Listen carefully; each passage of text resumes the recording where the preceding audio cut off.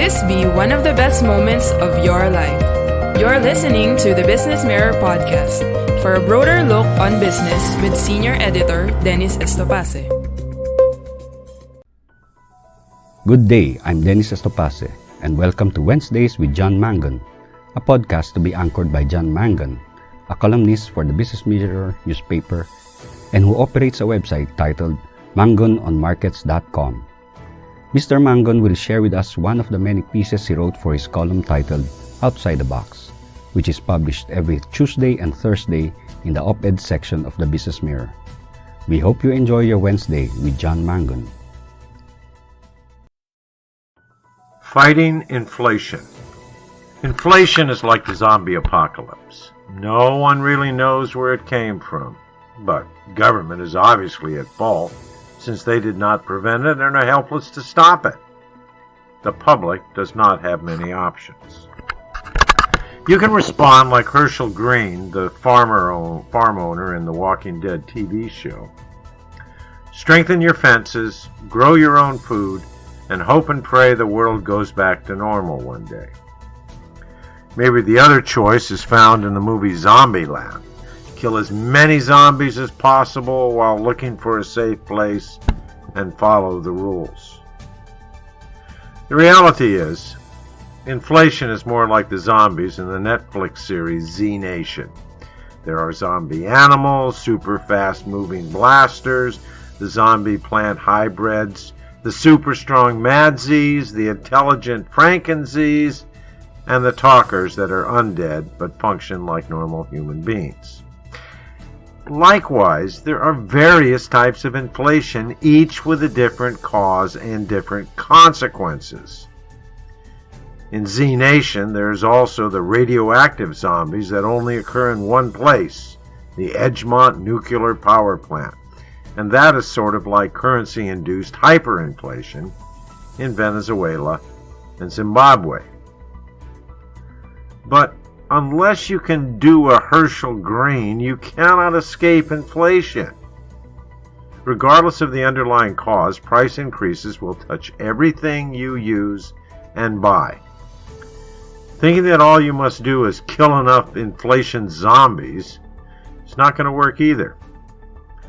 Palliative measures, like eating chicken instead of pork, will not kill inflation. Further, believing that there is a cure or standard root cause for inflation is foolish. The Zombieland apocalypse started in a fast food restaurant. The Train to Busan apocalypse was caused by a chemical leak at a biotech plant. You may think my zombie inflation analogy is silly. Maybe. But it is as concise as anything you will read in an economics textbook. Inflation is as much a psychological event as it is an economic one.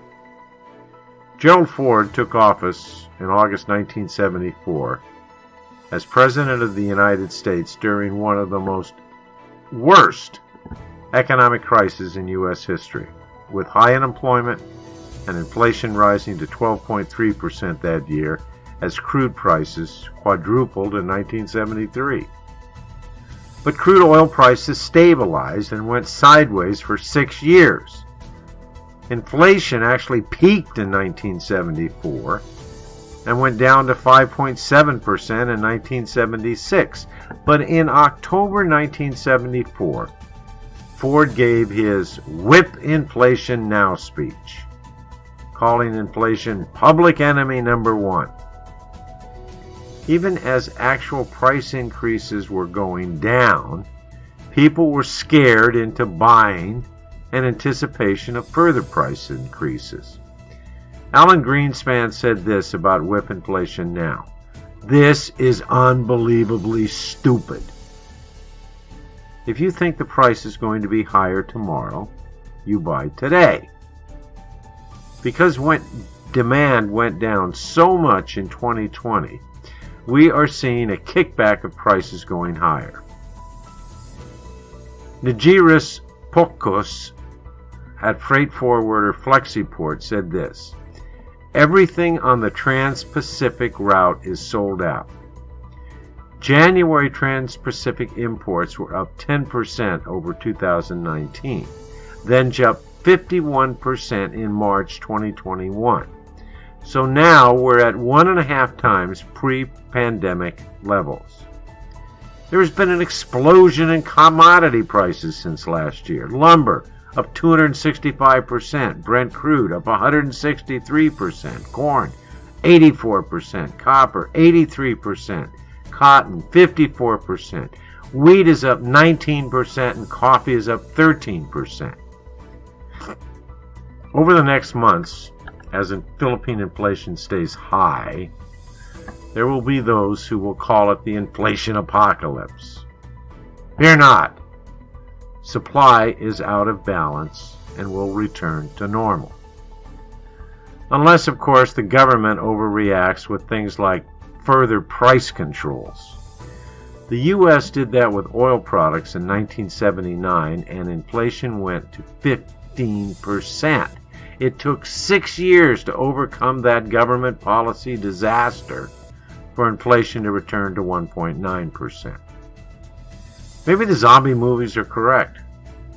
Maybe it is all government's fault. Thank you for listening to the Business Mirror podcast.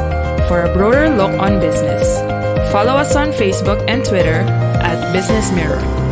Until next time.